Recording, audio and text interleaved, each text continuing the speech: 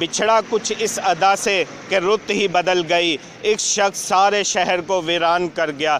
जी बिल्कुल, पाकिस्तानी ड्रामों के माया नाज फनकार गुलाब चांडियो का गुज़िश्ता रोज़ इंतकाल हुआ था। आज उनकी नमाज जनाजा, ये उनका आबाई गांव है नौबशा में, उनका आबाई गांव शामिर खान चांडियो, यहाँ पर अदा की गई नमाज जनाजा, जिसमें शहरियों की बड़ी तादाद के साथ साथ सियासी व समाजी सिविल सोसाइटी के रहनुमाओं ने शिरकत की। मैं आपको बताता चलूँ कि गुलाब चांडियो की अगर उनकी शख्सियत की बात की जाए तो वो इंतहाई मिलनसार शख्सियत के मालिक थे। उन्होंने 300 से ज़ायद पाकिस्तानी ड्रामों में काम किया। वो हर दिल अजीज़ शख्सियत थे। इस ड्रामा इंडस्ट्री को एक बहुत बड़ा नुकसान हुआ है उनकी रहलत के बाद। मैं आपको बताता चलूँ कि अब वो इस दुनिया फ़ानी से इंतकाल होने के बाद उनकी यहाँ पर इस कब्रिस्तान में कब्र बनाई गई है। इसी हवाले से आज नौबशा की फ़िज़ा पुरसोज़ है, गम में मुब्तला है शहरी, और यहाँ पर काफ़ी रिक्कत अंगेज़ मनाज़िर देखे गए। जी।